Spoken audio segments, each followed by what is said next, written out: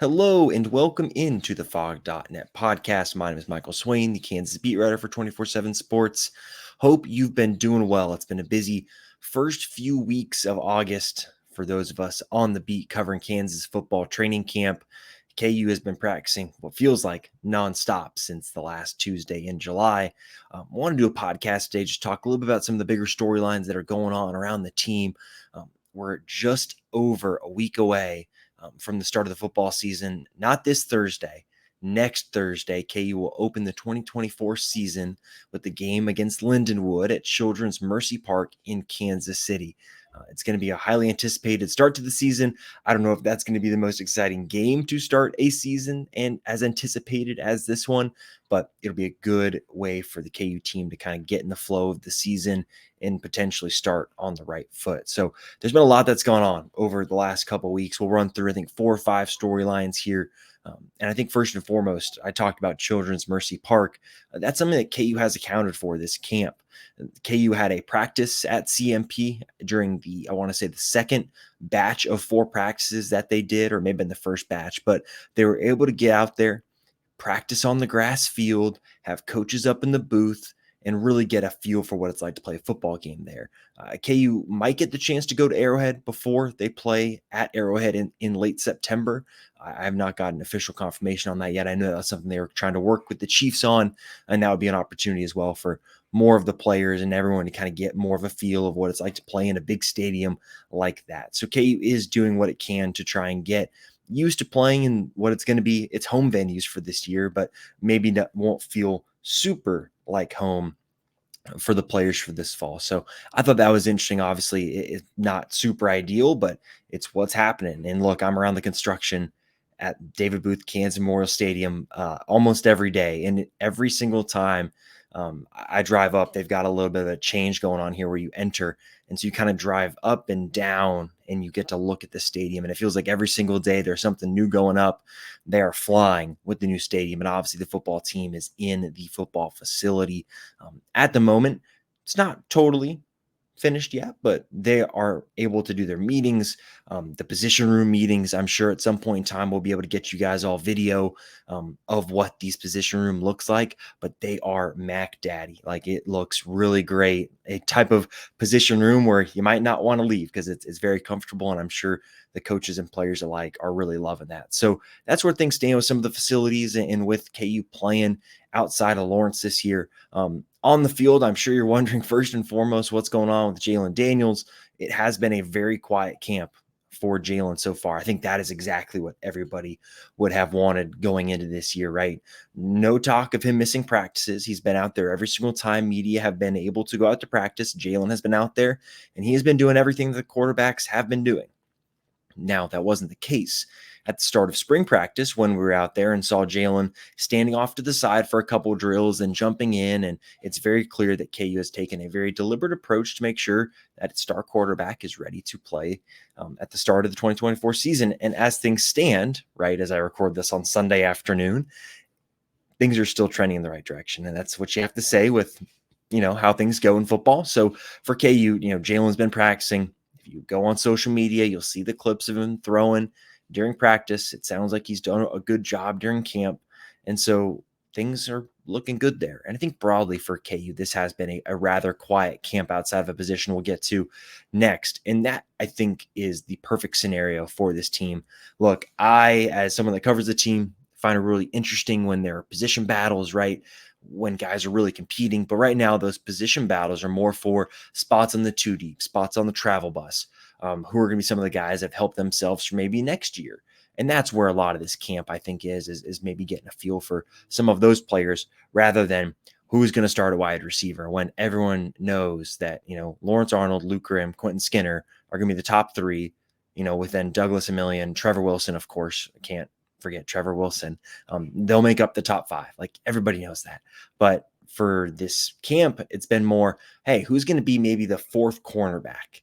It's not super exciting, but I think for someone like myself that finds roster construction, all that, I think this has been a really interesting camp from that perspective. Now, the one position that has had some drama, I don't even call it drama, but maybe some unexpected changes, has been the offensive line. Bryce Cabledew KU starting right tackle for 3 years. And since he's been in the program, he's worked at right tackle. Bryce is now working at left tackle. And that's been a change that happened about maybe a third of the way through camp when he made the switch over. And for some more context, KU tried Bryce at left tackle during spring practice in 2023. So before the start of last season, they tried him there before they landed on Dominic Pooney. And, Bryce talked about at the time that didn't make me feel right. It's a little different. Hey, I'm comfortable at right tackle. I'll stick here. Well, this time, offensive line coach Daryl Palsa went to Bryce and asked him, hey, would you think you'd be able to do it? And Bryce told us that he was like, yeah, I think I can do it. And so he's been working at left tackle now. And that is going to be an interesting thing to track over the next kind of week or so. I'll have my official projection in the two deep up on the website on Monday morning. So make sure if you're a VIP subscriber, you are checking that out. We'll have all my predictions for everyone that's going to make the two deep and maybe even three deep at a couple of spots. But the offensive line really is interesting. And as of last week, Bryce Campbell was doing some cross training, working at left tackle. Something that he talked about that I thought was really interesting was the change in push-off leg for him. And he said that was something that was a little bit of a learning curve for him, where for a long time he's been pushing off his left leg, right? As a right tackle, your right leg is going to be back, your left leg is going to be forward. Well, then you push off that to pass set. And he was talking about how different it is to, after all that time, now all of a sudden you flip your feet and you're pushing off your right leg. And it's just something interesting that maybe I hadn't thought about. I think more of with your hands and the way you move your upper body, but it does make sense in terms of the way you push and all of that. So as a result of Bryce going to left tackle, Logan Brown has been working out at right tackle, and Logan has experience playing right tackle from his time at Wisconsin. We did talk to Logan in the spring a little bit about just playing left tackle, which is where he was then, and also playing right tackle at his previous spot. He said he kind of feels a little more comfortable playing right tackle. That's where he got most of his snaps at Wisconsin, though he did work out at left tackle there as well. And so right tackle has been a spot for him that he said he feels maybe a little more comfortable. So if this is the way that things shake out, Logan Brown's got experience playing right. So this isn't a huge change all of a sudden for Logan. I think for one guy that's undergoing the most change, I think it would probably be Bryce Campbell. Now, the guard spots, it's going to be probably Kobe Baines and Michael Ford and Daryl Simmons pushing kind of those two guys as that third guard. Center is really where the other position battle, and maybe one of the only super critical position battles for a starting spot. I think maybe on the whole team, it's center. And that's where Shane Bumgarner and Bryce Foster are battling right now. And you got to give Shane Bumgarner a lot of credit. It wasn't the maybe smoothest acclimation during spring practice. KU brings in Bryce Foster to compete for that starting center spot. And by all accounts, Shane Bumgarner has answered the call. And that's a really cool story, I think, for someone coming from the D2 level to take the tough conversation, as Daryl Palsa put it, where he challenged him to be better in nutrition, to get stronger in the weight room. And he answered the call and has been putting up a really close battle with Bryce Foster. And Bryce Foster obviously arrived in Lawrence about mid-June. So, he's 6 weeks or so, 7 weeks, 8 weeks into his time with the program. So definitely still new to everything going on around. And I think as time goes on, you get more comfortable, you're able to show that natural talent a little bit more, especially at that offensive line position. So that's where things stand with the offensive line. I think it's really fascinating. And I think this is a group that physically, I'm at practice, you walk by the guys, they're huge. It's a lot different than in 2019 with Les Miles' team when I was walking around at practice and you look at the guys and you're thinking, man, is this group going to be able to physically compete in the Big 12? And look, these guys all pass the eye test. I think you can even look up and down the two deep, and it's a bunch of guys who look the part, north of 300 pounds, 315 for a good portion of them, 6'5", 6'4 plus at several spots. So it's a group that is looking good. I'm really interested to see how the final starting unit shakes out. And again, I'll have my predictions up on the website on Monday morning. Now, another position that is going to have a lot of eyeballs on it this fall is the defensive end spot. Obviously, I think people know what to expect from the strong side of the defense with Jeremy Robinson, Dylan Woodkey, Ron McGee, those three being kind of your key strong side defensive ends. It's the weak side spot where there are going to be questions going into the year, right? Not a lot of proven guys at that position. And you look at Austin Booker making some headlines with the Chicago Bears during training camp. It seems like he made a good decision for himself, even if I think everyone wonders, man, how good could this team have been if Austin Booker came back? But KU works with the guys it has. And one of the guys who has really helped himself in the year of 2024 is Dean Miller. And this is a guy that I think for myself, I wonder if even people around the program wondered if it was ever going to click for him. So he arrived in campus summer 2022, kind of a thinner defensive end, really twitchy, really athletic. That was what KU loved about him on his JUCO tape.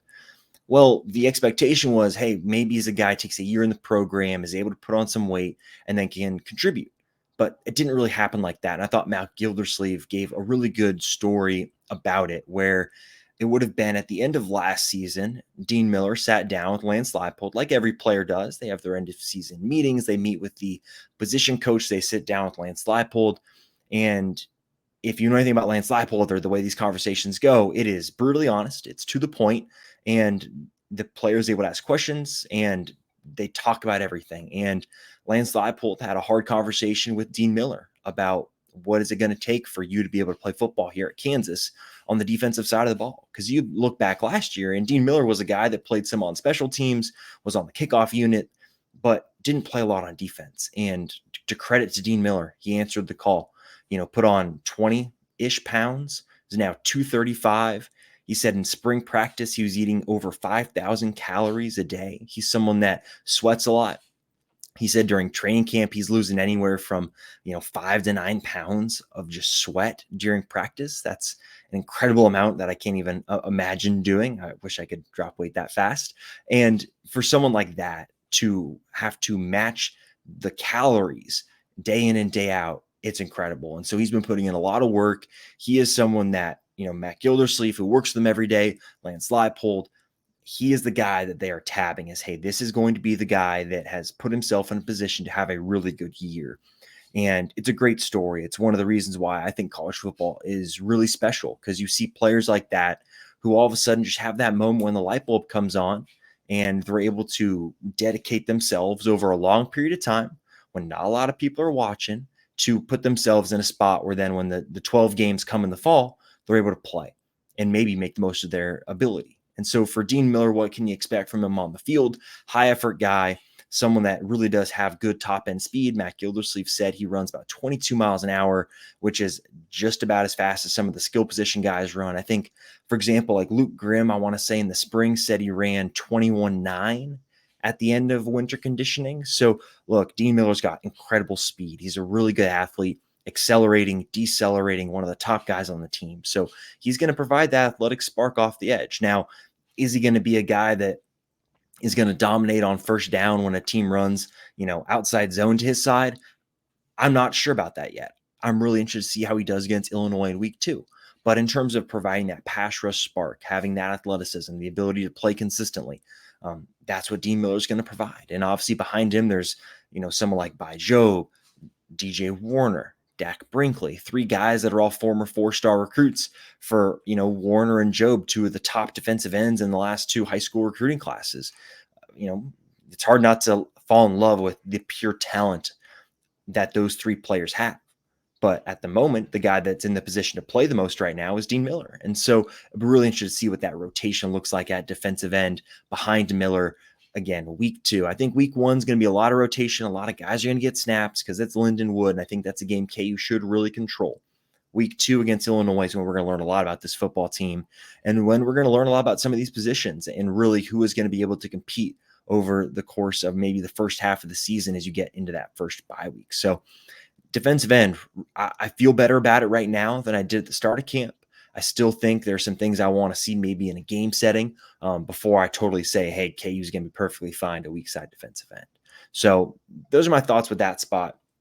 One more spot on defense that I think is really interesting that I can't remember if we've covered in the past on the podcast, but it's Marvin Grant moving to play some more of that Cinco position. And so we covered this on the VIP board earlier this week with a longer film room kind of covering some of the different packages KU uses and how they might differentiate this fall, having someone maybe more rotational than if you think back to the 2022 season when Craig Young played like 80% of his snaps or KU snaps total.